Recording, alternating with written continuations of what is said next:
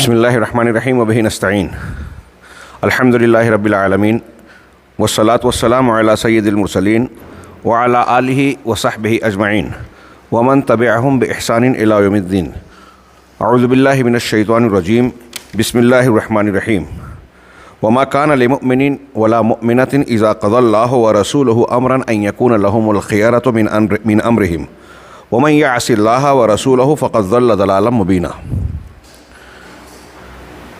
جمعیت اہل حدیث میرج کے امیر محترم جناب عرفان صاحب، دیگر بھائیوں، رات کے درس میں یہ تذکرہ کیا گیا کہ موجودہ حالات پس منظر میں جو فتنوں کی یلغار ہے، ہجوم ہے اور شر و فساد کا، فتنوں کا ایک طوفان چل رہا ہے، سیلاب آیا ہوا ہے جس میں اچھے لوگ متاثر ہو رہے ہیں، بہہ جا رہے ہیں، خاص طور سے ان کا ایمان متاثر ہوتا ہے.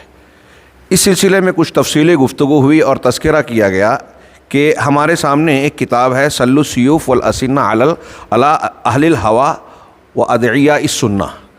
اس کے کئی چیپٹرز ہیں، ہم لوگ ایک چیپٹر پر انشاءاللہ گفتگو کر سکیں گے. صاحب کتاب نے اپنے مقدمے میں مسلمانوں کی حالت زار کا تذکرہ کرتے ہوئے، جیسا کہ میں نے رات میں بیان کیا تھا، یہ بیان کیا کہ جو چیزیں قرآن و حدیث میں کہی گئی ہیں کہ مسلمانوں کو یہ اختیار کرنا چاہیے، اتحاد و اتفاق ہونا چاہیے، مل کر اللہ کی رسی کو مضبوطی سے پکڑنا چاہیے، اس کے بالکل برعکس معاملہ ہے. اور حق اگرچہ عارضی طور پر، یہ دنیا کا ایک بات اچھی طرح ذہن میں رہے کہ ہمیں یہ امتحان اور آزمائش کا پیریڈ جب ہوتا ہے تو ایسا دکھائی دیتا ہے کہ حق کمزور ہے، اہل حق کمزور ہے، اور یہی امتحان ہوتا ہے. حضرت موسیٰ علیہ السلام اور بنی اسرائیل انتہائی کمزور تھے. فرعون اور آل فرعون بہت مضبوط تھے دنیاوی اعتبار سے. ہاں، اللہ کا امتحان اور آزمائش کی بنیاد ہی یہی ہے. یہ دنیا میں یاد رکھیے گا. آج کل بہت سارے نوجوان یہ بھی سوچتے ہیں کہ اگر ہم اہل حق ہیں، مسلمان سچے ہیں، اچھے ہیں، تو یہ اتنے دبے ہوئے اور لوگوں کے ماتحت دباؤ میں کیوں ہیں؟ امریکہ، یورپ، یہ باطل ہے. ہاں، ان کے پاس توحید نہیں ہے. ہم کہتے ہیں کہ اللہ رب العالمین کے یہ مخالفین ہیں، دشمن ہیں، پھر یہ کیسے اچھل کود مچائے ہوئے ہیں دنیا میں، ان کی کیسے طوطی بول رہی ہے. اس قسم کی باتوں سے ہمارا نوجوان جو علم نہیں رکھتا اور اللہ رب العالمین کے مختلف حکمتوں کی جانکاری جو قرآن و حدیث میں بیان کی گئی ہیں اس پر بھی نظر نہیں رکھتا، دھوکہ کھا جاتا ہے. کہہ رہے وہ باطل ہو کے اتنا کیسے دندنا رہے ہیں، مسجد توڑ دی، مسلمانوں کا قتل عام کیا اور ایسا کیا ویسا کیا، پھر بھی ایسے ہیں. یہ اللہ رب العالمین کی آزمائش ہے، امتحان ہے. نبی کریم صلی اللہ علیہ وسلم اور آپ کے صحابہ 313 ہیں، بدر میں فتح پاتے ہیں، احد میں جو ہے نقصان پہنچ جاتا ہے، شکست پورے طریقے سے نہیں ہوئی لیکن فتح بھی نہیں ہو سکی. کیوں؟ آپ قرآن مجید میں سورہ آل عمران میں پڑھیے کہ اللہ تبارک و تعالیٰ نے غزوہ احد کے سلسلے میں جو تبصرے کیے، آپ کو سمجھ میں آئے گا کہ اس میں کیا کیا حکمتیں ہیں کہ صحیح غلط، کھرا کھوٹا الگ ہو جائے. جب پریشانی مصیبت آتی ہے تو جو منافق ہوتے ہیں وہ سچے اور خالص مسلمانوں سے الگ ہو جاتے ہیں، آزمائش کی گھڑی میں وہ ساتھ چھوڑ دیتے ہیں. یہ ایک فائدہ ہے اس کا، اور ایسے اور بھی کئی فوائد ہیں. تو یہ بات ذہن نشین رہے کہ اہل حق کے لیے عارضی طور سے دباؤ یا کمزوری کا معاملہ ہوتا ہے. اگر تھوڑی دیر کے لیے سوچئے کہ جو اہل باطل ہیں، فرعون، ابو جہل، ان لوگوں کا گروہ جو ہے اگر پہلے ہی کمزور ہوتا، انبیاء کرام کو طاقت ملتی، بادشاہت، اقتدار، قوت ہوتی، تو سارے کے سارے لوگ مسلمان پہلے ہی مرحلے میں ہو جاتے، حلے میں کہ طاقت ادھر ادھر جھک جاؤ. امتحان تو تبھی ہے نا کہ باطل کی طرف طاقت ہے، چمک ہے، کھچاؤ ہے، اور حق کی طرف یہ چیزیں نظر نہیں آتی. تو اگر آدمی پکا اور سچا ہے تو چمک دمک کو چھوڑ کر حق کا ساتھ دیتا ہے. یہ اس بات کا ثبوت ہے کہ وہ سچائی کا ساتھ دینے والا ہے، چاہے کسی بھی قیمت پر، اور اللہ رب العالمین سے محبت کرنے والا ہے، اللہ کے لیے ساری دنیا سے ٹکرا جانے کا حوصلہ رکھتا ہے. توحید تو یہ ہے کہ خدا حشر میں کہہ دے یہ بندہ دو عالم سے خفا میرے لیے ہے. یہ اہم بات ہے. تو یہ بات دماغ میں رہے. ہمارے کچھ نوجوان مسلمانوں کی کمزوریاں یا پریشانیاں دیکھ کر گھبرا جاتے ہیں اور اس بات کو دلیل بنا لیتے ہیں کہ یہ اہل حق نہیں ہے، ایسا سمجھتے ہیں. اور باطل پرست اس کو یہ گویا شو کرتا ہے، یہ احساس دلاتا ہے نوجوانوں کو کہ اگر یہ حق ہوتے تو ایسا کیسے ہوتا. ایک پہلو. اس کی وجہ شیخ نے کہا کہ ہمارا نبی کریم صلی اللہ علیہ وسلم اور آپ کے بتائے ہوئے طریقے سے دوری ہے۔ یہاں کہا کہ ان تمام صورتحال کے اسباب اگر ہم تلاش کریں تو ایک جملے میں یہ ہے کہ نبی کریم صلی اللہ علیہ وسلم جو ہماری امت کے سلسلے میں رؤوف و رحیم تھے، قرآن نے کہا لقد جاءکم رسول من انفسکم عزیز علیہ ما عنتم حریص علیکم بالمؤمنین رؤوف الرحیم، تمہارے پاس تمہارے ہی درمیان سے بیچ سے ایک تمہارا رسول آیا، تم کو کوئی تکلیف پہنچے یہ ان پر بہت شاق ہے، مسلمانوں کو ہر تکلیف سے بچانے کی کوشش میں لگے ہوئے ہیں، ہاں حریص علیکم تمہارا بھلا چاہتے ہیں، حریص ہے تم پر، ہاں بالمؤمنین رؤوف الرحیم مومنوں کے ساتھ بڑے مہربان، بڑے شفیق، رحمت اور مہربانی والے ہیں۔ ایسے رسول نے جو ہمارے اور آپ کے بارے میں، امت کے بارے میں جو وصیت کی ہے، ہاں اس کو ہم نے فراموش کر دیا۔ شیخ کہہ رہے ہیں کیا وصیت کی تھی؟ آپ نے وصیت کی تھی کہ جب فتنے آئیں گے، اختلافات ہوں گے تو کیا کرنا؟ امیر کی سمع و طاعت کے ساتھ، اللہ کا تقوی اختیار کرنے کے ساتھ کہا علیکم بسنتی و سنت الخلفاء الراشدین، جب اختلاف ہوگا تو کیا کرنا؟ میری سنت کو لازم پکڑنا اور میرے خلفائے راشدین جو ہدایت یافتہ ہوں گے ان کی ہدایت کو، ان کے طریقے کو جو ہے اپنے دانتوں سے، ہاں نواجز جو پکڑنے والا دانت ہوتا ہے ناجزہ، اس سے اچھی طرح دبا کے پکڑنا۔ وَإِيَّاكُمْ وَمُحْدَثَاتِ الْأُمُورِ، اور تم دین کے نئے نئے معاملات سے بچنا۔ یہ دو جملہ پوری کتاب ہے، اور شیخ کے کہنے کے مطابق یہ پوری بات جو کہہ رہے ہیں یہ آج امت مسلمہ کے سارے مسائل کی جڑ یہاں سمٹی ہوئی ہے کہ جو رسول اللہ صلی اللہ علیہ وسلم نے کہا ہم وہ نہیں کر رہے ہیں، باقی سب کر رہے ہیں۔ اللہ کے نبی صلی اللہ علیہ وسلم نے کہا میری سنت، دیکھیے آپ نے اس حدیث میں اس سے پہلے کہا، یہ حدیث میں سمجھتا ہوں کہ سارے مسلمان مانتے ہیں کہ یہ اللہ کے رسول صلی اللہ علیہ وسلم کی حدیث ہے، اگر کوئی منکر حدیث ہوگا تو اس کی بات نہیں کرتا، وہ مسلمان نہیں ہے۔ تو اختلاف ہوگا، اللہ کے نبی صلی اللہ علیہ وسلم نے بتایا، دوسری حدیثوں میں بتایا کہ میری امت کے 73 فرقے ہوں گے، سب جہنم میں جائیں گے سوائے ایک کے، وہاں بتایا وہ جو میرے اور میرے صحابہ کے طریقے پہ ہوں گے، یہاں کہا سنت اور خلفائے راشدین، میری سنت اور خلفائے راشدین کی، مطلب وہی اللہ کے رسول کا طریقہ، صحابہ کا طریقہ، آپ کا منہج اور صحابہ کا منہج، ایک دم سمپل بات ہے۔ دنیا کی لوگ آج باتیں کرتے ہیں، ہمارے یہاں عوام کو جب ہم حق کا راستہ بتاتے ہیں تو کہتے ہیں کہ کیا اتنے علماء کو نہیں سمجھا، ہمارے باپ دادا کو نہیں سمجھا، قرآن حدیث میں تو اتنا اختلاف ہے، ہماری سمجھ میں نہیں آتا، جس عالم کی تقریر سنو لگتا ہے کہ وہی صحیح ہے۔ اس قسم کی باتوں کو پیش کر کے وہ حق کو قبول کرنے سے اپنے آپ کو دور رکھتے ہیں، بہانہ کرتے ہیں۔ میں کہہ رہا ہوں ایک دم اللہ کے رسول کا جو فرمان ہے نا کہ ترکتکم علی المحجۃ البیضاء، میں نے تم کو ایک روشن شاہراہ پر چھوڑا ہے، لیلھا کنہارھا، اس کی راتیں بھی دن کی طرح روشن ہے، لا یزیغ عنہا الا ہالک، سنن ابن ماجہ کی صحیح حدیث کہ اس سے وہی بھٹکے گا جو ہلاک ہونے والا ہے۔ یہ جو آپ عذر کر رہے ہو کہ میری سمجھ میں نہیں آتا، جس عالم کی تقریر سنتا ہوں اس کا مسلک صحیح لگتا ہے، یہ بلا غلط بات ہے۔ اللہ اور رسول نے صاف بتایا ہے کہ قرآن حدیث کو اللہ نے نازل کیا ہے، اور اللہ کے نبی صلی اللہ علیہ وسلم نے کہا کہ ان دونوں کو چیزوں کو چھوڑے جا رہا ہوں، جب تک ان کو مضبوط پکڑے رہو گے کبھی گمراہ نہیں ہوگے۔ اور یہاں کہا کہ میری سنت اور میرے خلفائے راشدین کی سنت، ان کو دانتوں سے دبا لو، پکڑ لو، اور نئی نئی باتوں سے بچو۔ صرف اس ایک حدیث کو سامنے رکھ کے اگر ہم پورے آج کے اپنے فتنوں پر غور کریں کہ مسلمانوں کو کیسے اصلاح کرنی ہے، تو دیکھیے صرف ایک جملے میں یہ کہوں کہ یہ حدیث سامنے رکھیے، اور جو ابھی جو اس سے متعلق اس کے مفہوم کی جو حدیثیں ہیں کہ اللہ کے رسول صلی اللہ علیہ وسلم کی سنت کو پکڑیں اور صحابہ کی، بس۔ اب اس زمانے میں کیا تھا وہی ہم کو کرنا ہے، انہوں نے جو عقیدہ اختیار کیا ہم کو وہی ماننا ہے۔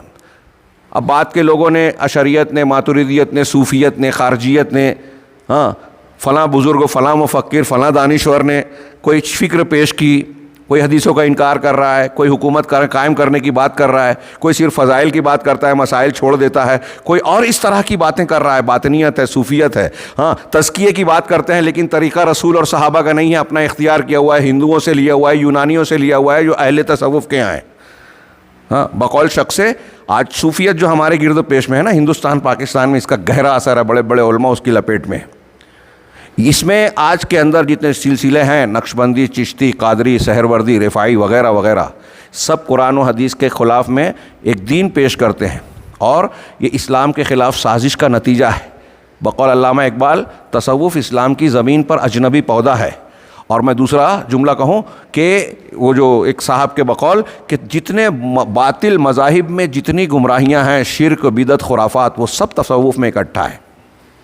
یہ میں کہہ رہا ہوں، بہت سارے وہ لوگ جو تصوف کے گرویدہ ہیں، اس سے متاثر ہیں، ان کو یہ بات بہت عجیب اور غلط لگے گی، لیکن قرآن و حدیث کو سامنے رکھ کے آپ اس کا کمپیریٹیو اسٹڈی کیجئے، مطالعہ کیجئے، تو میں جو کہہ رہا ہوں یہ بہت ہلکی بات لگے گی۔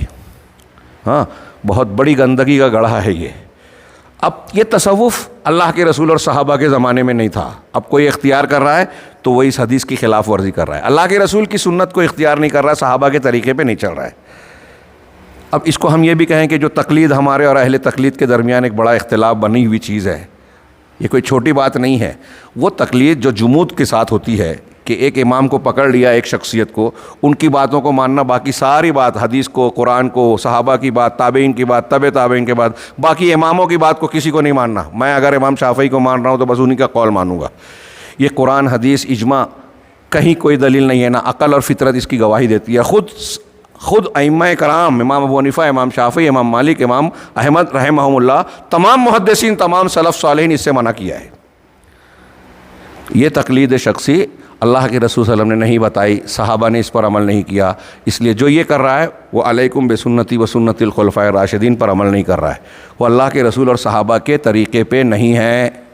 یہ بات سن لیں، یاد کریں، جو لوگ تقلید کر رہے ہیں وہ بھی دماغ میں بٹھا لیں۔ یہ میرا سوال ہے، آپ سوچیں، تحقیق کریں کہ آپ جس طریقے پہ ہیں تقلید کے، کیا اللہ کے رسول کا طریقہ ہے؟ کیا صحابہ نے وہ سکھایا ہے یا صحابہ کا طریقہ ہے؟ اگر نہیں ہے تو پھر اللہ کے رسول صلی اللہ علیہ وسلم کی اس نصیحت پر آپ عمل نہیں کر رہے ہیں۔ آپ نجات پانے والے اس گروہ کے طریقے پہ نہیں ہیں جس کے بارے میں رسول اللہ صلی اللہ علیہ وسلم کہ جس پر میں ہوں اور میرے صحابہ۔ ایسے ہی وہ لوگ جو خارجیت، آج کی تحریکیت کی شکل میں جدید دور کی خارجیت کو اپنایا ہے، مرجیت کو اپنایا ہے، اور دوسری گمراہیاں، میری پھر تمہید لمبی ہو رہی ہے، میں کتاب کا درس دینا چاہتا ہوں، اس کو شروع کرنا چاہتا ہوں۔ یہ ان کے مقدمے میں بات ہے کہ ہمارے امراض کا، مسلمانوں کی بیماریوں کا سبب جو ہے وہ اپنے رؤوف رحیم، مہربان اور مشفق رسول کی اس وصیت کو نظر انداز کرنے کا نتیجہ ہے، جو آپ نے کہا تھا کہ میرے اور میرے خلفائے راشدین کی سنت کو، جو ہدایت یافتہ ہیں، ان کو پکڑے رہنا، اس کو لازم پکڑنا، ان کو اپنے دانتوں سے دبا کر رکھنا اور نئی نئی باتوں سے بچنا۔ اب یہ جو آج کل ہمارے جو مختلف دانشور نئی نئی فکر پیش کر رہے ہیں، اسے ہم اختیار کر رہے ہیں، تھوڑی چمک دمک اور پرکشش نظر آتی ہے، گلیمر والی نظر آتی ہے، ٹی وی چینل پہ کوئی دکھائی دے رہا ہے، اس کے اتنے ویورز ہیں، اتنے لائک کرنے والے ہیں، یہ نئے نئے جو لوگ آتے ہیں دانشور، اور ان کے لائک کرنے والے اور ان کی تعداد کو دیکھ کر ہمارے نوجوان متاثر ہوتے ہیں۔ ان سے متاثر ہونے کی ضرورت نہیں ہے۔ باطل پرستوں کی زیادہ تعداد باطل کو حق نہیں بنا سکتی۔ ہاں، زیادہ ویورز ہو جائیں کسی غلط چیز کے تو یہ اس بات کا، یا لائک کرنے والے ہو جائیں تو اس بات کی دلیل نہیں ہے۔ جاہلوں کا اکٹھا ہونا کوئی دلیل نہیں رکھتا۔ یہ جو جاہل ہیں یہ فیصلہ کر رہے ہیں کہ یہ عالم اچھا ہے وہ برا ہے، یہ ان کے پسند ناپسند سے نہیں۔ ہمارے ہاں تو اتباع ہوا کا چلن ہے۔ میں ایک چیز مانتا ہوں، جب میرے میں جو مانتا ہوں اس کے موافق کوئی عالم، کوئی مقرر بات کرتا ہے تو مجھے لگتا ہے بہت اچھی بات کی۔ وہ اچھا نہیں بول رہا ہے، چونکہ میرے حساب سے بول رہا ہے اس لیے مجھے اچھا لگ رہا ہے۔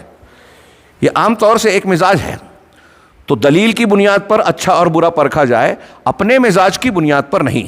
تو شیخ نے کہا کہ یہ اس وصیت کو ترک کر دیا لوگوں نے، اور ساتھ ہی ساتھ قرآن و حدیث کی روشنی میں اس امت کے علماء سلف اور ماہرین کتاب و سنت، جو علماء ائمہ کرام گزرے ہیں، انہوں نے جو قواعد شرعیہ بنائے ہیں اور فقہی استنباطات کیے ہیں، یعنی قرآن و حدیث سے جو اصول و ضوابط نکالے ہیں نا، لوگوں نے آج کے زمانے میں ان اصولوں اور ضوابط کو ترک کر دیا۔ آج کل ہمارے یہاں علماء کی بجائے ایسے لوگ جو علماء نما ہیں، ذرا ان کا جو بھی مقصد ہو، اپنے آپ کو داعی اور مبلغ کی حیثیت سے شو کرتے ہیں، گلیمر کے ساتھ، 3 پیس کے ساتھ۔ تو ہمیں نوجوان کو لگتا ہے کہ ارے مولوی صاحب تو ذرا پچھلے ٹرینڈ کے ہیں، یہ ذرا نئے لب و لہجے کی شاعری والے ہیں، ان کی بات کو مانا جائے۔ دین میں یہ نیا پن آپ کی تلاش و جستجو ہے۔ تو وہی کہہ رہے ہیں، یہ جو لوگ آپ کو نظر آتے ہیں نا، قرآن حدیث کو کچھ تراجم کو پڑھ کر، کچھ ترجمے کو پڑھ کر، کچھ موٹی موٹی باتوں کو جان کر، بعض فتاوے کو نقل کر کے جو فتوے دینے لگے ہیں، بیان کرنے لگے ہیں، یہ کوئی چھوٹی مصیبت نہیں ہے۔ اس میں ایک الگ سے چیپٹر ہے، اور بعض عرب علماء نے اس پر مستقل کتابیں لکھی کہ علماء کون ہیں، دعوت و تبلیغ کس کا حق ہے۔ اور اگر ایک عام مسلمان جیسے آپ اور ہم ہیں کسی کو کوئی دین بتا رہے ہیں تو جتنا ہمیں معلوم ہے اتنا بتائیں، جو معلوم نہیں ہے وہ نہیں بتانا ہے۔ اللہ کے رسول نے کہا بلغوا انی ولو آیا، میری جانب سے ایک آیت بھی اگر آپ کو پتہ ہے تو تبلیغ کرو۔ اب آپ کو ایک آیت پتہ ہے اور آپ 10 پہنچا رہے ہو۔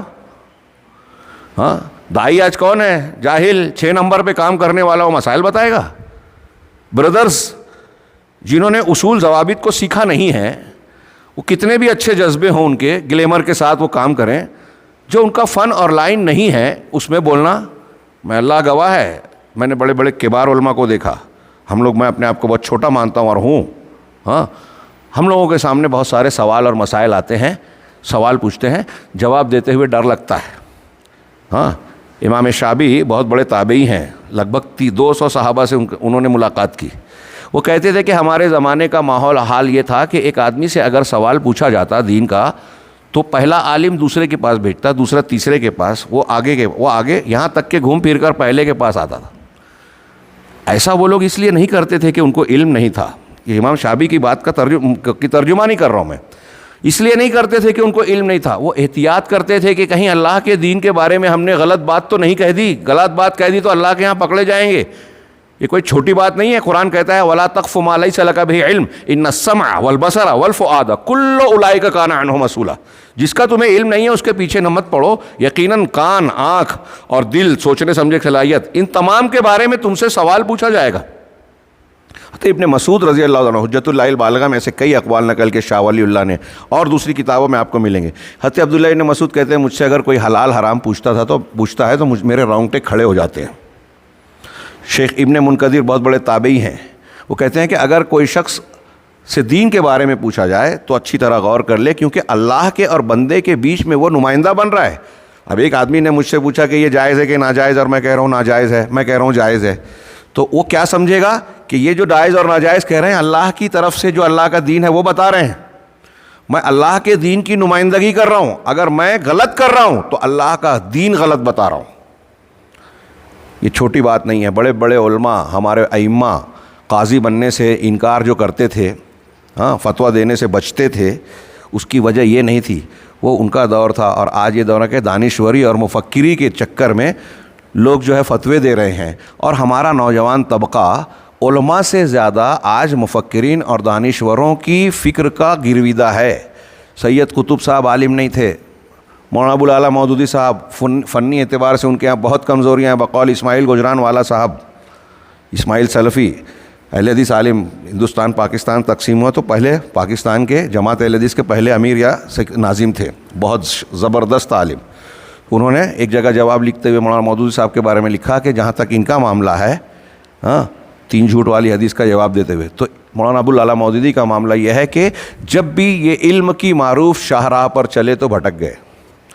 یہ جملہ آپ ان کے معتقدین میں سے کسی کے سامنے کہے تو وہ جل بھن جائے گا، بہت برا مانے گا، لیکن حقیقت میں اگر غور کریں تو مولانا کی بات حرف بحرف صحیح ہے۔ ہاں، قرآن میں تفسیر لکھی، لغزشیں کھائی، سلف کے منہج سے تفسیر میں جو ہے ہٹ گئے۔ کئی علماء نے لکھا کہ یہ تفسیر بالرائے کا نمونہ ہے جس سے اللہ کے رسول نے منع کیا ہے، تفہیم القرآن اور تدبر قرآن، گھناؤنی شکل ہے تفسیر بالرائے کی، اپنی عقل سے تفسیر کرنا۔ صحابہ کرام پہ لکھا خلافت و ملوکیت تو پھسل گئے، منکر حدیث کا جواب دینے گئے تو خود ایسے دروازے کھول دیا، ایسا راستہ بنا دیا کہ بہت سارے لوگ حدیثوں کے انکار کی طرف چلے جاتے ہیں۔ حدیثیں سراسر ذوقی ہوتی ہیں، ہاں، محدثین نے جس کو صحیح کہا ہے اس میں ضعیف بھی ہو سکتی ہے، جس کو ضعیف کہا ہے اس میں صحیح بھی ہو سکتی ہیں۔ اب ہر آدمی جس کو جو کچھ سمجھ میں نہیں آئے ذوقی بنیاد پر کہتا ہے میری سمجھ میں یہ حدیث نہیں آئی، رد کر دیا، ہتھیار دے دیا ایک تلوار، بقول مولانا اسماعیل کہ جس کو چاہے حدیث کا قتل عام کرتا پھرے۔ ہاں، اصولوں میں ہر جگہ لغزش کھائی انہوں نے، تاریخ میں، حدیث میں، قرآن میں، ہاں، جس موضوع پر گئے کچھ نہ کچھ غلطی کی، مسئلے مسائل میں جہاں حق مانا بھی تو ہمت نہیں تھی ان کی، حکومت قائم کرنے کی بات کرتے تھے، لیکن کہتے تھے ایک مجلس کی 3 طلاق ایک پڑتی ہے اور رفع الیدین ثابت ہے، لیکن ہندوستان میں حنفی مسلک چل رہا ہے تو اسی کے مطابق چلیں گے۔ یہ خط و کتابت میں ابراہیم میر سیالکوٹی سے بات چیت ہوئی ہے۔ تو جس آدمی کے اندر اتنا حوصلہ نہ ہو کہ سنت جاننے کے بعد سنت کو پیش کرے، سنت پر عمل کرے، وہ حکومت قائم کریں گے؟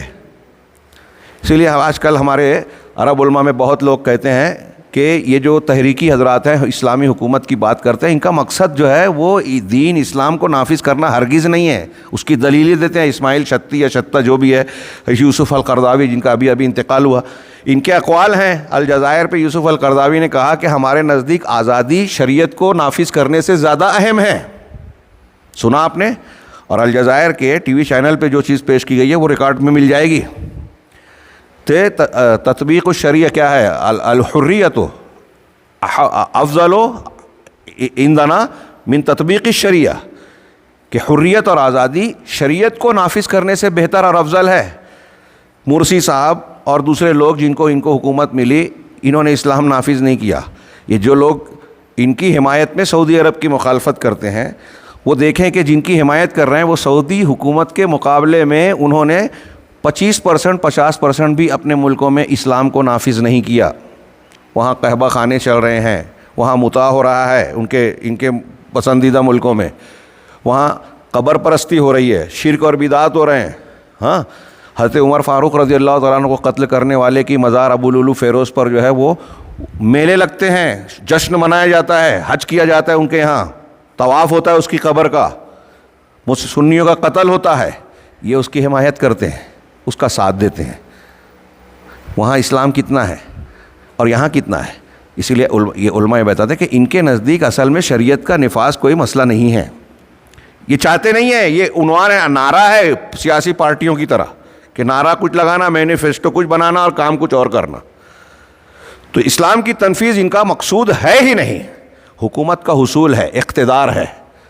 اور آپ دیکھیں کہ اسلام کی تنفیذ تو اسلام ان کی بنیاد ہے توحید. یہ توحید کو ہی قتل کر کے آگے بڑھنا چاہتے ہیں کہ آپ شرک کرو گے توحید کرو، ایک ہو جاؤ، اس کی بحثی مت کرو.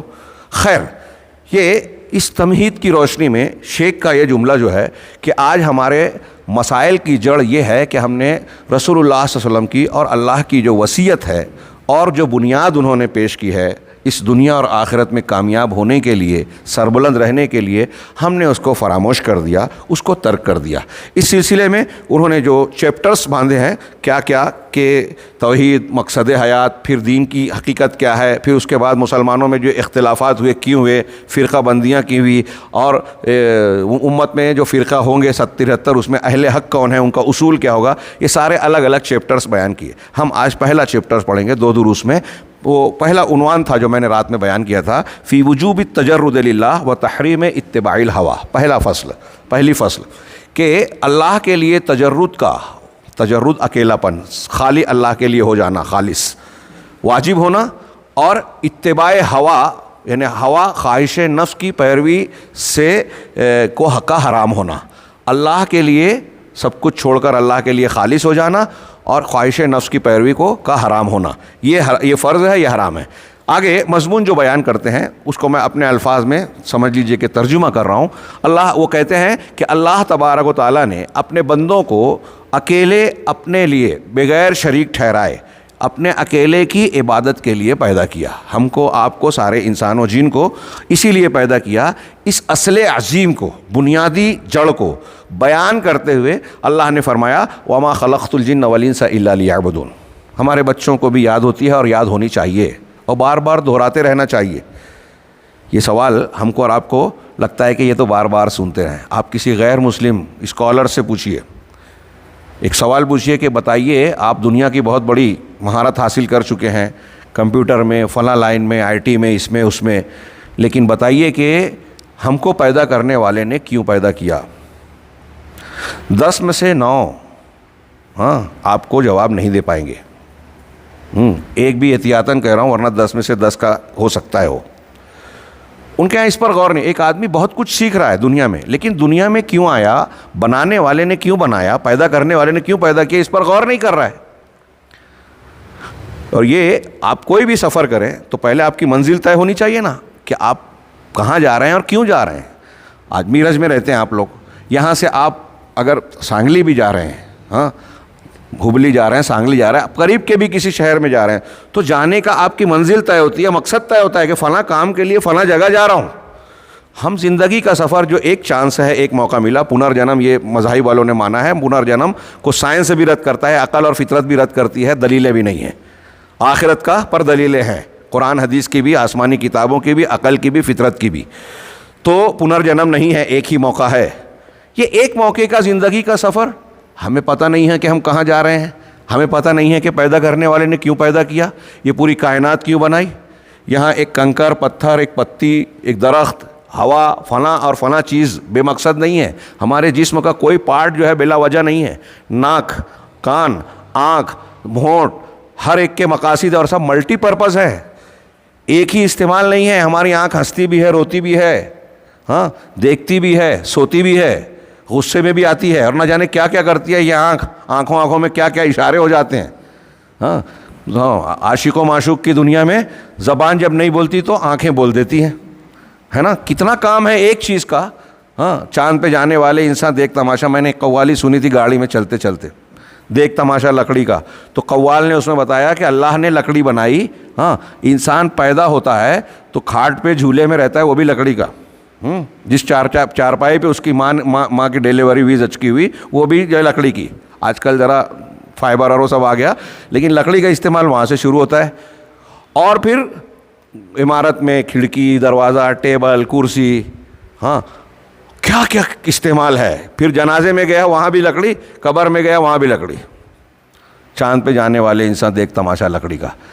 یہ اگرچہ قوالی لگ رہی ہے، لیکن غور کیجئے، اس میں ایک نعمت کا ذکر ہے کہ اللہ نے ایک چیز بنائی لکڑی، اس کا کتنا استعمال ہے، مٹی کتنا استعمال ہے۔ ہاں، ہماری آنکھ، ناک، کان، جتنے اعضاء ہیں جسم کے، کوئی چیز بیکار نہیں ہے۔ اور جو اللہ نے ماڈل بنایا اس میں کوئی چینجنگ نہیں ہے۔ کبھی آپ نے سنا کہ کسی نے یہ کہا فون پہلا گراہم بیل نے بنایا، بولتے ہیں اگر آج اس کو زندہ کر دیا جائے اور فون کی نئی نئی شکلیں، موبائل کی شکلیں دیکھ لے گا تو خود حیرت میں پڑ جائے گا کہ میں نے تو سوچا بھی نہیں تھا کہ اتنا چینج ہوگا ماڈل، ہے نا۔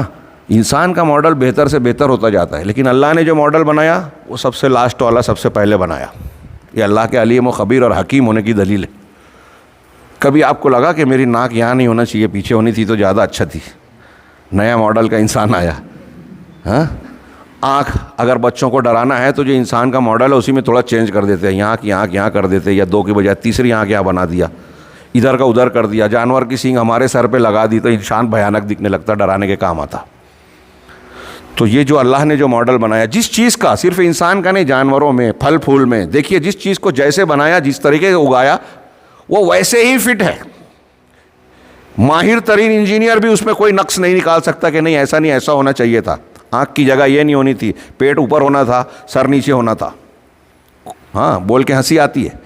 یہ اللہ رب العالمین نے ہر چیز کو انتہائی گہری اور باریک حکمت سے پیدا کیا، تو انسان کو یہ چیزیں کیا یہ نہیں سوچنے پہ مجبور کرتی ہے، غیر مسلم ہو، ایک عیسائی ہو، ایک ہندو ہو، ایک جینی مذہب کا ہو، کہ بنانے والے نے ہم کو جب بنایا، یہ ساری چیزوں میں اتنی حکمت ہے، ہمارے اندر اتنی باریکیاں ہیں، تو ہمارا وجود بیکار ہے کیا؟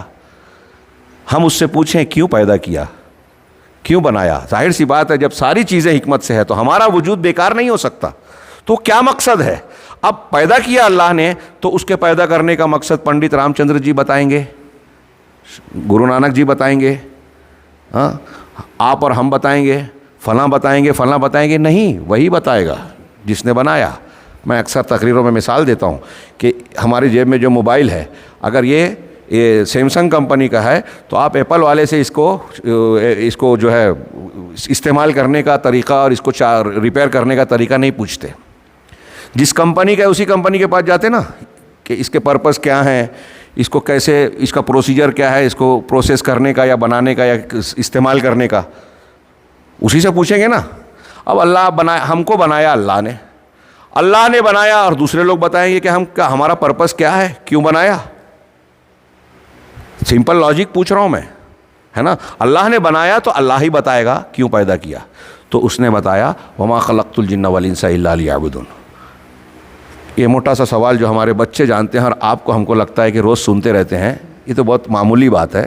یہ معمولی بات نہیں ہے، سب سے اہم بات، ہماری دنیا کی، کائنات کی سب سے بنیادی اصولی بات، کہ اس دنیا اور کائنات کو بنانے کا مقصد یہ ہے کہ جن اور انسان صرف اللہ کی عبادت کرے۔ میں نے انسان اور جنوں کو صرف اس لیے پیدا کیا کہ وہ صرف میری عبادت کریں۔ میری بات مانیں، اس کی تشریحات کو کنارے رکھ کے اس کے 2-3 جملے میں کہ صرف میری عبادت کریں یعنی توحید اختیار کریں، اور صرف اللہ کا کہا مانیں، جو اللہ نے کہا کرو وہ کریں، جو کہا منع کہ یہ نہ کرو وہ نہ کریں۔ یہ جو میں جملے بول رہا ہوں یہ قرآن حدیث اور سلف کی تفاسیر کا خلاصہ ہے۔ آگے کہہ رہے ہیں وَعِبَادَتُهُ، اب اللہ رب العالمین نے ہم کو انسانوں اور جنوں کو اپنی عبادت کے لیے پیدا کیا، تو وہ عبادت کیا ہے؟ وہ توحید ہے، اخلاص ہے، اور اس کے لیے تجرد ہے۔ اور اس کے لیے تجرد کیا ہے؟ یہ اللہ کے اوامر کو مان لینا، یعنی جو اس نے احکامات دیا ایسا کرو ایسا کرو ایسا کرو، ان کی تعمیل کرنا، اس کو ماننا، اور جن چیزوں سے منع کیا ہے، نواہی جس کو کہتے ہیں کہ ایسا مت کرو، ان سے اپنے آپ کو بچانا۔ شرک نہ کرو، یہ نہیں ہوئی، اس سے بچنا۔ ہاں، والدین کی نافرمانی مت کرو، اس سے بچنا۔ ہاں، نماز پڑھو، حج کرو، صدقہ و خیرات کرو، اس کو عمل میں لانا۔ ہاں، کہہ رہے ہیں کہ اب عبادت کے لیے ہم کو اللہ نے پیدا کیا، یہ ایک بیسک چیز ثابت ہو گئی، ہماری پیدائش کا مقصد۔ اب عبادت میں کہہ رہے ہیں وَإِنَّ مِنَ الْعِبَادَةِ، عبادت بہت پھیلی ہوئی ہے، اس میں ایک سب سے بنیادی چیز یہ ہے کہ التسلیم لامر اللہ، اللہ کے حکم کے سامنے جھک جانا، اپنے آپ کو اللہ کے احکامات کے حوالے کر دینا، یہ عبادت کا حصہ ہے۔ یعنی ہمارے پیدائش کا مقصد عبادت، اور عبادت کے لیے ضروری ہے کہ ہم اللہ کی عبادت کر رہے ہیں تو اپنے آپ کو اللہ کے حوالے کر دیں۔ ہاں، جیسا کہ اللہ تعالیٰ نے فرمایا فلا وربک لا یؤمنون حتی یحکموک فیما شجر بینہم ثم لا یجدوا فی انفسہم حرجا مما قضیت ویسلموا تسلیما، تیرے رب کی قسم وہ ایمان والے نہیں ہو سکتے۔ اللہ تعالیٰ نے 1-2 جگہ پر رب کا نام لے کر قسم کھائی ہے، تیرے رب کی قسم، یہ مومن نہیں ہو سکتے یہاں تک کہ یحکموک فیما شجر بینہم، آپس میں جو جھگڑے ہوتے ہیں اس میں آپ کو حکم نہ بنا لیں۔ آپ کا میرا کوئی جھگڑا ہوا تو ہم حکم بناتے ہیں کسی کو، وہ ثالث ہوتا ہے، پنچ ہوتا ہے، قاضی ہوتا ہے، جج ہوتا ہے۔ تو اللہ تعالیٰ کہہ رہا ہے کہ ایک مسلمان کو، جیسے جج کے پاس فیصلہ کرانے جائے، لیکن وہ مسلمان جج قرآن و حدیث سے فیصلہ کرے گا۔ اور اللہ کے رسول صلی اللہ علیہ وسلم کے زمانے میں یہ جو اس کا شان نزول وغیرہ دیکھیں گے کہ اپنے جھگڑے میں آپ کے پاس آئیں اور آپ سے فیصلہ کرائیں۔ نبی صلی اللہ علیہ وسلم فیصلہ کہاں سے کریں گے؟ اللہ کے حکم کے مطابق، قرآن کے مطابق، اور اللہ نے جو حکم نازل کیا ہے اس کے مطابق۔ تو اللہ کہہ رہا ہے کہ یہ لوگ مسلمان نہیں ہو سکتے، آپ اور ہم کوئی بھی مومن نہیں ہو سکتا جب تک اپنے جھگڑے کا فیصلہ، اپنا جھگڑا رسول کی عدالت میں نہ لے جائیں کہ اللہ کے رسول کیا فیصلہ کرتے ہیں وہ ہم مانیں گے۔ حتی یحکموک فیما شجر بینہم، یہاں تک کہ اپنے جھگڑوں میں آپ کو حکم نہ بنائیں، یعنی آپ کی عدالت میں فیصلہ لائیں۔ ثم لا یجدوا فی انفسہم حرجا مما قضیت، پھر آپ نے جو فیصلہ کیا، حدیث میں جو فیصلہ ہوا، اس پر اپنے دل میں کوئی حرج نہ محسوس کریں کہ ارے یہ بات تو سمجھ میں نہیں آ رہی ہے، یہ کیسے ہے، بہن کا اتنا حصہ دے دینا، میں نے اتنی محنت کی، بھائی بہنوں میں بانٹ دوں؟ ہاں، ابا کا ہے تو میں تو بڑا تھا، میں نے اس میں ہاتھ بٹایا ہے؟ نہیں، جو اللہ رسول کا فیصلہ ہو گیا اس پہ دل میں تنگی نہیں۔ وَيُسَلِّمُ تَسْلِيمًا، اور اپنے سر کو جھکا دیں، سر تسلیم خم کر دیں، یعنی ظاہر میں بھی جھک جائیں کہ ہاں میں مانتا ہوں، اور دل میں بھی کوئی اعتراض نہ ہو کہ نہیں، میرے دل میں کوئی خلش ہو کہ نہیں یہ میری سمجھ میں نہیں آ رہا ہے۔ ظاہر اور باطن دونوں میں اللہ کے حکم کے اور رسول کے فیصلے پر سر جھکا دینا، یہ اسلام ہے، یہ عبادت ہے، یہ ہماری پیدائش کے مقصد کا حصہ ہے۔ وقال ایضا، اسی طرح اللہ نے فرمایا قل ان صلاتی ونسکی ومحیایا ومماتی للہ رب العالمین لا شریک لہ وبذلک امرت وانا اول المسلمین، آپ کہیں کہ میری نماز، میری قربانیاں، میرا جینا، میرا مرنا سب اللہ کے لیے۔ کون اللہ؟ جو رب العالمین ہے، اس سارے جہاں کا پروردگار، پالنہار، لا شریک لہ، اس کا کوئی پارٹنر اور شریک نہیں ہے وہ، وبذلک، اور مجھ کو وبذلک امرت، اور مجھے اسی کا حکم دیا گیا ہے کہ میں اللہ تبارک و تعالیٰ کے لیے اپنے جینے مرنے کو کروں، ہاں، وانا اول المسلمین، اور میں پہلا مسلمان ہوں، یعنی پہلا ماننے والا ہوں۔ یہ اسلام ہے، یہ ہے اللہ کی عبادت کا حصہ ہے کہ اپنے آپ کو اللہ کے حوالے کر دو۔ مسلم کے معنی فرما بردار، جھک جانے والا، کس کو؟ کس کے سامنے؟ اللہ کے سامنے۔ اور اللہ تعالیٰ نے فرمایا جو ہمارا عہد و پیمان ہر نماز کی ہر رکعت میں ہوتا ہے، ایاک نعبد و ایاک نستعین، کہ پروردگار ہم تیری ہی عبادت کرتے ہیں، تجھ سے ہی مدد طلب کرتے ہیں۔ مطلب عبادت کو کسی کام کو کسی اور کی طرف نہیں پھرتے، اور یہ عقیدہ بھی نہیں رکھتے کہ تیرے علاوہ کوئی اور ہے جو ہماری بگڑی بنائے گا، مشکل آسان کرے گا اور ہم اس سے مدد مانگیں گے۔ نہیں، نہ شیخ عبد القادر جیلانی سے، نہ محمد رسول اللہ صلی اللہ علیہ وسلم سے۔ یہ مدد مانگنے والا کام، استعانت والا کام صرف تیرے سے کرتے ہیں، کسی اور سے نہیں کرتے۔ ہر نماز میں کہتے ہیں، اور جو لوگ قبر پرستی کر کے دوسروں سے مانگ رہے ہیں وہ جھوٹ بول رہے ہیں جب یہ پڑھتے ہیں ایاک نعبد و ایاک نستعین۔ خیر، تو یہ عبادت ہوئی۔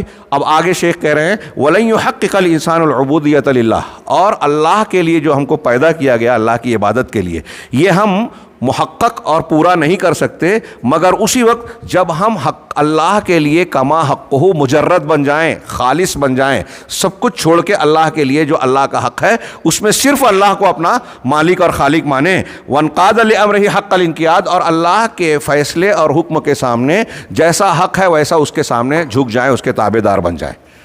یہ اسی وقت ہم اپنی عبودیت اور بندگی کو پورا کر سکتے ہیں۔ ہم اللہ کے بندے ہیں۔ یہ بندگی کب پوری ہوگی؟ جب اپنی زندگی کے سارے معاملات میں ہم اللہ تبارک و تعالیٰ کی فرما برداری ویسے ہی کریں جیسے فرما برداری کا حق ہے۔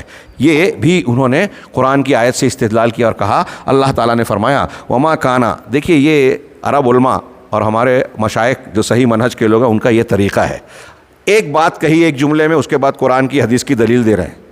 کس لیے پیدا کیا؟ عبادت کے، وما خلقت الجن والانس الا ليعبدون، اور پھر دو دلیلیں، پھر اس کے بعد کہ عبادت کا حصہ ہے کہ اپنے آپ کو اللہ کے حوالے کر دیں، اس پر 3 آیتوں سے دلیل دی جو میں نے آپ کے سامنے پیش کی۔ پھر اس کے بعد کہہ رہے ہیں کہ انسان کی عبودیت اسی وقت ہوگی جب اللہ کے لیے تجرد اختیار کرے، مطلب خالص اللہ کا اپنے آپ کو اس کا حوالے کرے اور اللہ کے احکامات کے سامنے پوری طرح سے سپر ڈال دے، اس کی تابع داری کرے۔ اس کی اب دلیل دے رہے ہیں، اللہ کے حکم کے سامنے کسی اور کا نہیں، اپنے دل کی بھی نہیں چلائے۔ چنانچہ قرآن کی آیت پڑھی، اللہ کا فرمان وَمَا كَانَ لِمُؤْمِنٍ وَلَا مُؤْمِنَةٍ إِذَا قَضَى اللَّهُ وَرَسُولُهُ أَمْرًا أَن يَكُونَ لَهُمُ الْخِيَرَةُ مِنْ أَمْرِهِمْ، کہ کسی مومن مرد اور کسی مومنہ عورت کے لیے جائز نہیں ہے کہ جب اللہ اور اس کے رسول کوئی فیصلہ کر دیں۔ یہاں اختیاری نہیں ہے آپ کے اور ہمارے کہ بھائی آپ سلیکٹ کر سکتے ہو۔ اللہ اور رسول کا جب کوئی فیصلہ ہو گیا تو مومن مرد اور مومن عورت کو اختیار نہیں ہے کہ امرا ان یکون لہم الخیرۃ من امرہم، کہ ان کے پاس اپنی جانب سے اختیار ہو دین کے معاملے میں۔ آپ کو پسند آئے تو یہ مسلک چوائس کر لو، آپ کو پسند آئے تو اس مفکر کے پیچھے چلے جاؤ، آپ کو پسند آئے تو چشتی، نقشبندی، قادری میں سے کوئی ایک سلسلہ چوائس کر لو۔ یہ چوائس نہیں ہے اسلام میں۔ اللہ اور رسول نے جو فیصلہ جب کر دیا نا، تو کوئی کتنا بڑا پیر ہو، اکثر کہتا ہوں میں امام شافعی کی زبان میں، ہوا میں اڑے، پانی پہ چلے، ہاں آگ میں بیٹھے، ہاں کوئی کیسا بھی ہو، ہمارے ہندوستان پاکستان کا مسئلہ، ارے وہ تو اتنے بڑے ایسے شخص ہیں کہ ایسی کرامت ویسی کرامت، لہٰذا ان کی بات کو مان لیا جائے۔ وہ ہے کہ نہیں ہے صاحب کرامت، ہے کہ نہیں ہے، یہ 2 نمبر کی بات ہے۔ اگر ہو بھی تو وہ اللہ اور رسول کے درجے کو نہیں پہنچ سکتے اس معاملے میں کہ کوئی ہوا میں اڑتا ہے تو ہم ان کی بات رسول کے مقابلے میں مان لیں گے، اس کی بات کو مان کر رسول کی بات چھوڑ دیں گے۔ سوچیں، ہمارے ہاں یہ جاہلوں کا ایک عام مزاج ہے، بزرگوں کے الٹے سیدھے واقعات بتائے جاتے ہیں، پھر ان کی پوجا کروائی جاتی ہے، رسول کے سامنے کھڑا کیا جاتا ہے، اللہ کے سامنے کھڑا کیا جاتا ہے، اور ہمارا آدمی اتنے پہنچے ہوئے تو کیا بات ہے اگر ان سے مانگے، کیا بات ہے ان کی قبر پہ جائیں۔ ایسا نہیں چلتا۔ اگر یہ صحیح ہے تو پھر مشرکین مکہ ہیں، ہندو ہیں، فلاں ہیں فلاں ہیں، ان کے یہاں بھی ان کے بزرگ ہیں، ان کی شخصیات ہے، وہ اپنی بزرگی اور واقعات، اور ان کے یہاں بھی کرامتیں ہیں۔ ہنومان جی جو ہے وہ جو ہے پورا پہاڑ اٹھا کے لے آئے، مانتے ہیں کیا آپ؟ میں نے دیکھا ہے ٹرین میں ایک مسلمان اور ایک عیسائی کی بات ہو رہی تھی، عیسائی کہہ رہا ہوں سکھ کی، تو اس نے ایک کرامت سنائی خواجہ کی، تو اس نے گرو نانک کی کرامت سنائی کہ وہ پہاڑ میں سے چشمہ نکالا، ایسا ایسا کیا۔ پھر وہ سکھ جو ہے وہ تھوڑا دیر کے لیے استنجا کرنے گیا، تو میں نے اس مسلمان سے پوچھا کہ کیا اس نے جو گرو نانک کی کرامت بتائی ہے آپ نے اس کو مان لیا کیا؟ وہ اس نے پہلے مجھے گھورا۔ میں نے کہا اس نے بتایا تو آپ نے مانا کیا؟ گرو نانک پہ ایمان لے آئے کہ ان کی ایسی کرامت تھی؟ کہا نہیں، ایسا کیسے مانیں گے؟ تو میرا جب آپ اس کی نہیں مانے تو آپ نے جو کرامت اپنے بابا کی بتائی ہے وہ سکھ کیسے مانے گا؟ وہ آپ 2 پیش کرو گے، 4 وہ بھی پیش کر دے گا۔ تو جب آپ اس کی نہیں مان رہے، وہ آپ کی کیسے مانے گا؟ ماننے کے لیے کوئی بنیاد چاہیے نا۔ میں کرامت کا انکار نہیں کر رہا ہوں، معجزات کا انکار ہم نہیں کرتے، لیکن اس کے لیے بھی صحیح روایت ہونی چاہیے، اس کی بنیاد ہونی چاہیے، ایک بات۔ دوسری چیز یہ کہ کرامت اور معجزہ انسان کی اپنی طاقت میں نہیں ہوتا، یہ ہمارا عقیدہ ہے، قرآن و حدیث سے ثابت ہے، یہ اچھی طرح دماغ میں رکھیں۔ دعوت کا طریقہ یہ نہیں ہے کہ آپ بزرگوں کے واقعات بتائیں، دعوت کا طریقہ یہ ہے کہ آپ نبی کے طریقے پہ قرآن و حدیث کی دلیلیں پیش کریں جو فطرت کے مطابق ہیں، عقل کے مطابق ہیں، اور اللہ کے کلام کی الگ تاثیر بھی ہوتی ہے۔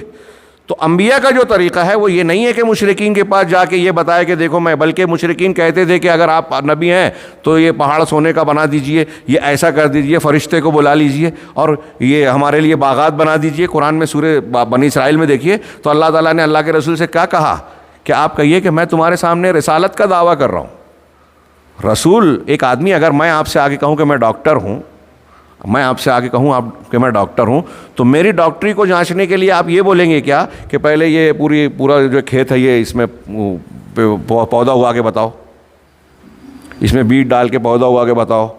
ڈاکٹر یہ کرتا ہے؟ ڈاکٹر ہوں تو کیا دیکھیں گے آپ؟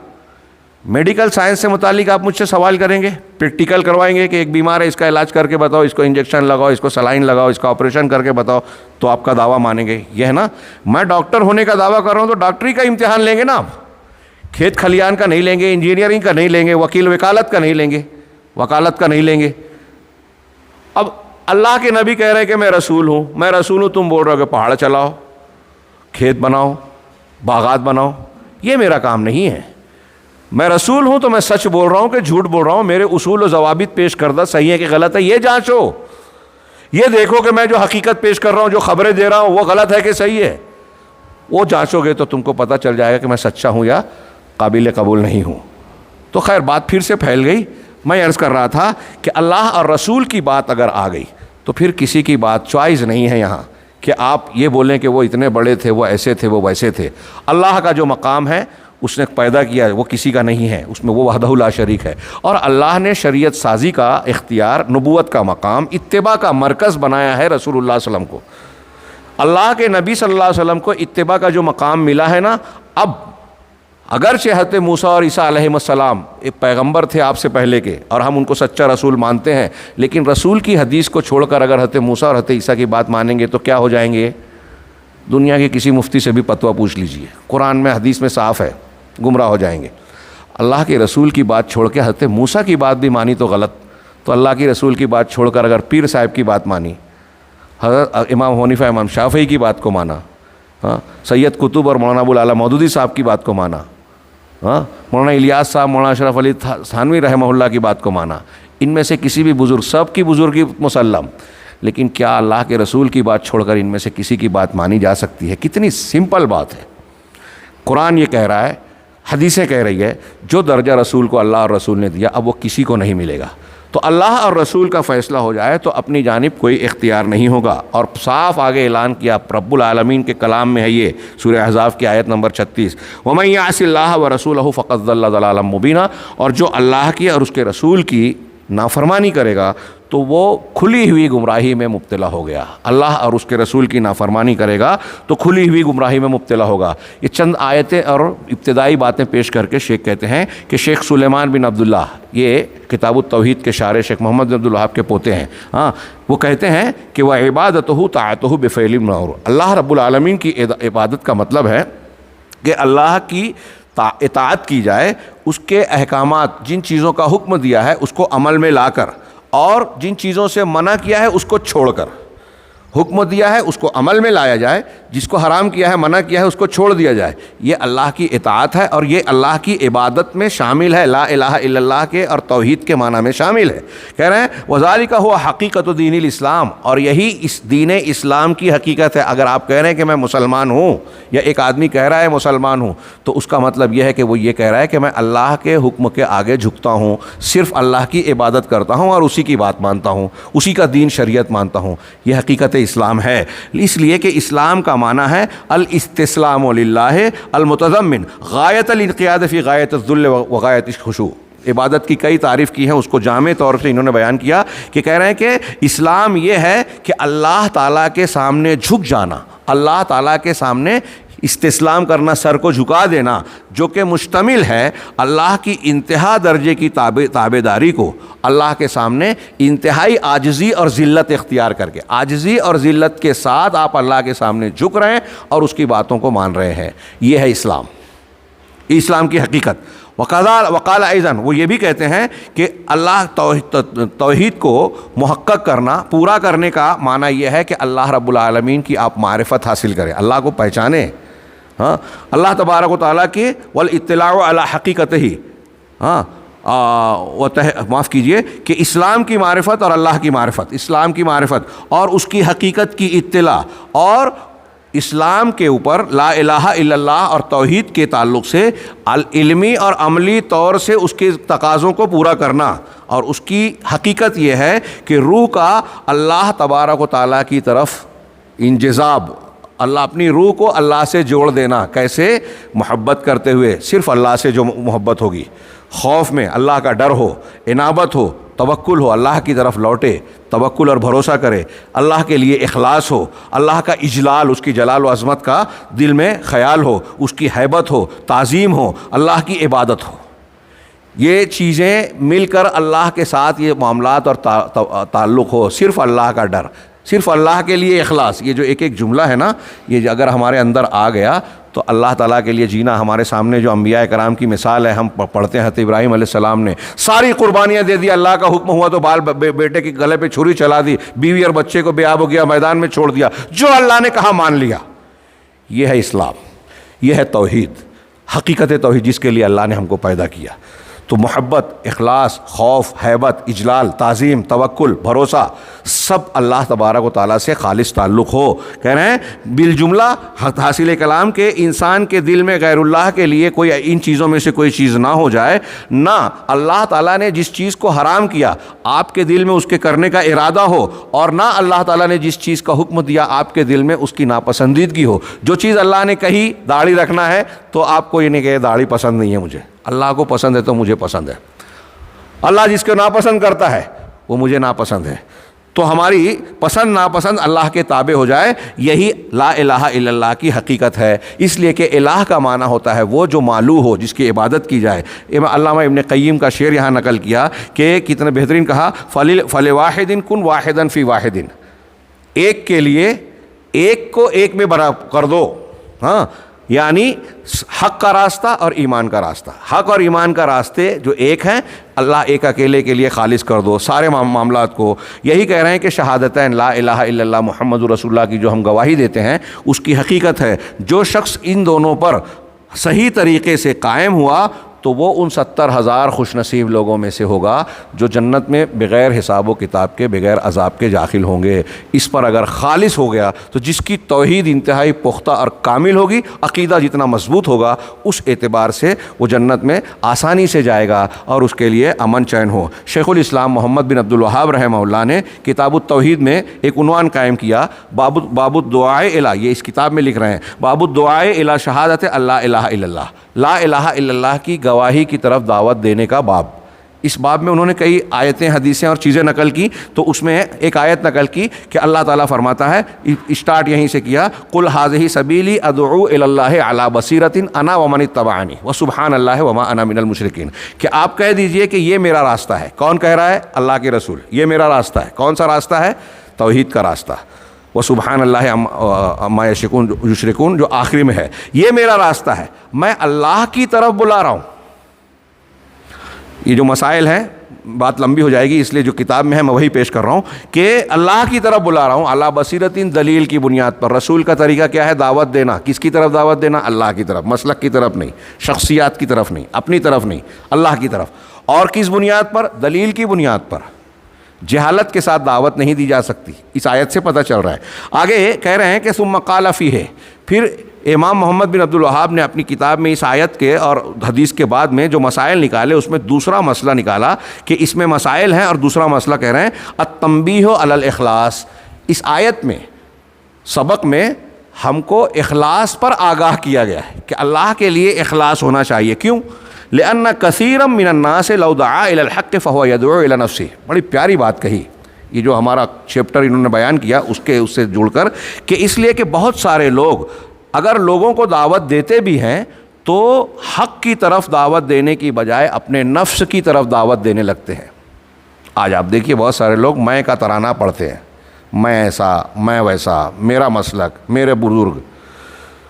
اللہ تعالیٰ کہہ رہا ہے قرآن میں ادعو الی سبیل ربک، اپنے رب کے راستے کی طرف بلاؤ. آج آپ دیکھیے کوئی فلاں مولوی صاحب، کوئی فلاں پیر صاحب، کوئی فلاں بزرگ صاحب کے راستے کی طرف دعوت دیتا ہے، اللہ کی طرف نہیں. اللہ سے زیادہ وہ بزرگوں کی حکایتیں سناتے ہیں، کرامتیں سناتے ہیں۔ انبیاء اللہ کی عظمت سناتے تھے۔ نبی کریم صلی اللہ علیہ وسلم کے سامنے آپ کی تعریف کسی نے زیادہ کر کہا نہیں، ہاں میں اللہ کا بندہ اور اس کا رسول ہوں۔ عظمت اللہ کی بیان کرو، اللہ کی عظمت، کبریائی، اس کی بڑائی کو دل میں بٹھاتے تھے انبیاء۔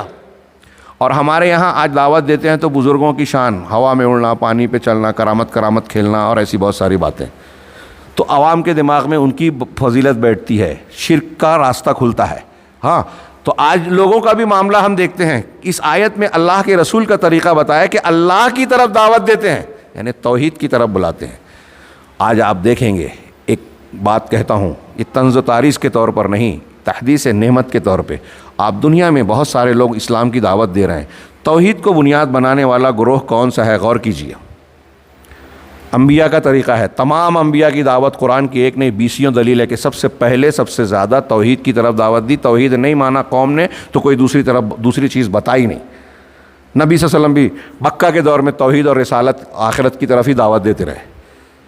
تو میں یہ عرض کروں کہ دنیا میں آج جتنی جماعتیں مسلمانوں کی ہیں، ان کے یہاں آپ دیکھیں کہ توحید کو دعوت کا مرکز اور بنیاد بنانے والی جماعت صرف آپ کو اہل حدیث نظر آئے گی، سلفی اہل حدیث، اور اس بنیاد پہ لوگ مذاق اڑاتے ہیں۔ ابھی جمعہ کا ایک پوسٹ آئی تھی، قیمتیں بڑھ رہی ہیں اور ہمارے یہاں مولوی صاحب جو ہے توحید کا درس دے رہے ہیں، اصول ثلاثہ پڑھا رہے ہیں۔ میں نے جمعہ کے خطبے میں اس پر تھوڑی سی گفتگو کی۔ ہاں، توحید کے مسئلے سے ہی سارے مسائل حل ہوں گے۔ آپ نے کل خطابات سنے، قرآن حدیث کے آپ دلائل پڑھیے، سارے مسائل کا حل توحید ہے۔ اس دنیا میں جینے مرنے کا سلیقہ توحید سے آتا ہے۔ ہاں، ایک آدمی کے یہاں میت ہو جائے وہ جزا فضا کرتا ہے، ایک مسلمان نہیں کرتا، کیوں؟ وہ توحید مانتا ہے کہ اس کائنات کا پتہ بھی اللہ کی مشیت کے بغیر نہیں ہلتا، تو میرے گھر میں میت ہوئی ہے وہ اللہ کا فیصلہ ہے، اللہ کا فیصلہ ہے تو میں اس پر سر جھکاتا ہوں۔ یہی اسلام ہے، ابھی ہم پڑھ رہے ہیں نا۔ تو میت میں کیا کرنا ہے، خوشی میں کیا کرنا ہے، پیسہ مل جائے امیری میں کیا کرنا ہے، پیسہ نہ ملے غریبی میں کیا کرنا ہے، کس حالت میں کیسے رہنا ہے، ایک توحید والا بندہ اللہ کا حکم دیکھے گا اور اس حساب سے زندگی کو جینے کا سلیقہ جانتا ہے، تو دنیا بھی سنورتی ہے، آخرت بھی، امن چین سکون سب کچھ ملتا ہے۔ تو کہا کہ یہ شیخ محمد عبد الوہاب کا یہ مسئلہ پیش کرنے کے بعد ہمارے ایک صاحب کتاب کہتے ہیں فلا بد من الاخلاص والتجرد للہ، تو ضروری ہے کہ اخلاص ہو اور اللہ کے لیے تجرد ہو، اور اخلاص اپنے صاحب اخلاص کو فائدہ نہیں دے سکتا۔ ایک آدمی اخلاص اختیار کیا، آپ کے اندر اخلاص آ گیا، لیکن آپ کا اخلاص بھی فائدہ نہیں دے سکتا جب تک کہ آپ کا عمل مصطفیٰ علیہ الصلاۃ والسلام کی سنت کے مطابق نہ ہو اور آپ ہوا یعنی بدعت سے اجتناب نہ کرتے ہو۔ کلیئر بات؟ یعنی اللہ کے یہاں آپ کا دین عمل، ہمارا دین اور عمل کب قبول ہوگا؟ سب سے پہلی چیز اخلاص ہو۔ دوسری چیز، اخلاص میں ریاکاری، شہرت طلبی اس کی ضد ہے، صرف اللہ کے لیے عمل ہو، یہ بالکل کلیئر ہے، انما الاعمال بالنیات، ہمارے یہاں بچہ بھی جانتا ہے اور جاننا چاہیے۔ دوسری چیز جو ضروری ہے اللہ کے یہاں ہمارے عمل کے قبول ہونے کے لیے، وہ ہے کہ نبی کریم صلی اللہ علیہ وسلم کے طریقے کے مطابق ہو اور بدعت و خرافات نہ ہو۔ اگر ہم نے کوئی عمل کیا بھی، بہت اچھی نیت ہے، اخلاص ہے، لیکن بدعت ہے تو رد ہو جائے گا۔ آج کل مسلمان کتنے ایسے عمل کر رہے ہیں جس میں بدعت و خرافات ہے، ان دین سمجھ کے کر رہے ہیں، نیکی سمجھ کے کر رہے ہیں، بڑی محنت کرتے ہیں، یہ نصاب، ذکر و اذکار کا وہ نصاب، اور یہ ہمارے یہاں تحریکی لوگ خارجیت کی بدعت پر عمل کر رہے ہیں، تصوف کے بتائے ہوئے طریقے کو، سنت رسول چھوڑ کر پیر صاحب کے بتائے ہوئے دعا کو اختیار کر رہے ہیں، میڈ ان انڈیا دعائیں مسجد میں لگی ہے۔ چھوٹی چھوٹی باتوں میں روزہ افطار کرنے کی جو رسول اللہ صلی اللہ علیہ وسلم نے دعا بتائی وہ کافی نہیں ہے، جو اللہ یہاں کے بنائے لوگ ہیں وہ پڑھتے ہیں۔ سحری کی دعا انڈیا میں بنا لی، وضو کی دعا انڈیا میں بنا لی، تراویح 4 رکعت ہے، اس کے بعد ہمارے یہاں مسجدوں میں جو ہے لگا رکھی ہے، پوچھئے کہاں ہے حدیث میں؟ کہا بس دعا ہے نا، کیا فرق پڑتا ہے؟ بدعت نیکیوں میں ہوتی ہے، برائیوں میں نہیں ہوتی، چوری ڈکیتی زنا میں بدعت نہیں ہوتی، نیکیوں میں بدعت ہوتی ہے، یہ سمجھنے کو لوگ تیار ہی نہیں ہیں۔ تو کہا کہ اس کی دلیل دی انہوں نے، یہ دلیل دے کر یہ درس ابھی روکتا ہوں۔ اللہ نے فرمایا فمن کان یرجو لقاء ربہ فلیعمل عملا صالحا ولا یشرک بعبادۃ ربہ احدا، کہ جو شخص اپنے پروردگار سے ملاقات کا یقین رکھتا ہے، یرجو کا ترجمہ یقین کر رہا ہوں عوامل اور قرائن کی بنیاد پر، جو اپنے رب سے ملاقات کا یقین رکھتا ہے، فلیعمل عملا صالحا، آپ کو اور ہم کو اگر یقین ہے کہ اللہ سے ملنا ہے تو کیا کہا اللہ نے؟ فلیعمل عملا صالحا، نیک عمل کرو، ولا یشرک بعبادۃ ربہ احدا، اور اپنے پروردگار کے ساتھ کسی کو شریک نہ کرو. اور آپ نے اگر ریاکاری کی تو شریک کر دیا. ریا بھی شرک ہے نا, پڑھا ہے نا حدیثوں میں. تو اخلاص نہیں رہا. پتہ یہ چلا کہ عمل کے لیے اخلاص ہونا چاہیے, شرک نہیں چلے گا. اور اس سے پہلے عمل صالح ہونا چاہیے. عمل صالح کب ہوگا؟ آپ یہ سوچیں کہ میں الٹا لٹک کر مسجد کی چھت پہ جو ہے الٹا لٹک کر جو ہے عمل کروں گا تو زیادہ اجر و ثواب ملے گا, یہاں گول گول گھوموں گا, کلاٹیاں کھاؤں گا تو نہیں. آپ کا طریقہ نہیں چلے گا, نبی کا طریقہ چلے گا. نبی صلی اللہ علیہ وسلم نے, جیسا کہ میں نے کل کہا تھا, اگر فجر کی 2 رکعت بتائی ہے تو ہم 3 نہیں پڑھیں گے. ہاں, مغرب کی 3 بتائی ہے تو ہم 4 نہیں پڑھیں گے. 1 رکعت میں 2 سجدہ بتایا ہے, ہم 3 سجدہ نہیں کریں گے کہ سجدہ اللہ کو بہت پسند ہے.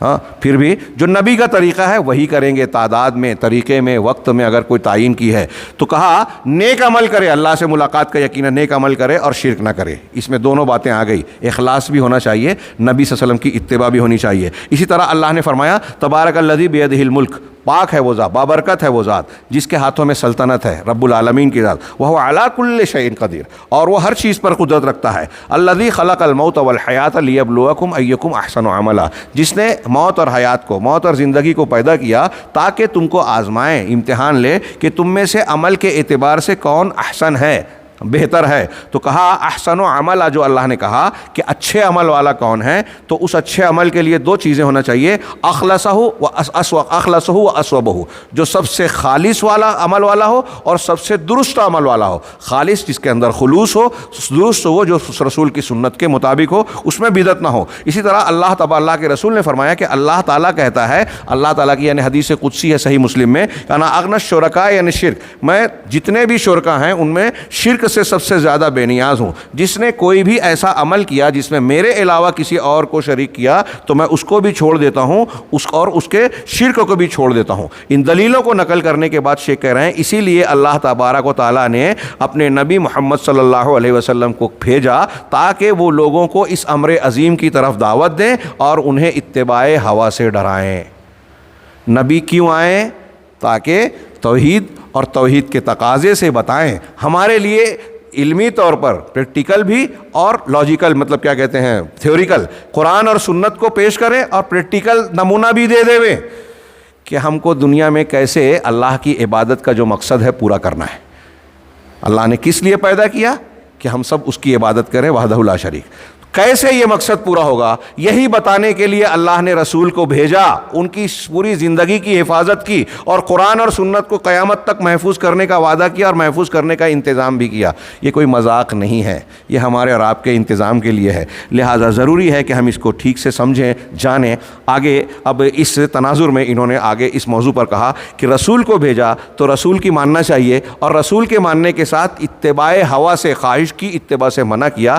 تو اب یہاں 2 باتیں ہوئی, ایک تو رسول کی ماننا, دوسرے اتباع ہوا سے پرہیز کرنا. تبھی تو ہم رسول کی ماننے والے ہوں گے. لیکن آج پورے عالم اسلام میں, تاریخ میں ہم دیکھ رہے ہیں کہ جو گمراہیاں ہیں, پریشانیاں ہیں, وہ رسول کو چھوڑ کر اتباع ہوا کے پیچھے لوگ لگے ہوئے ہیں.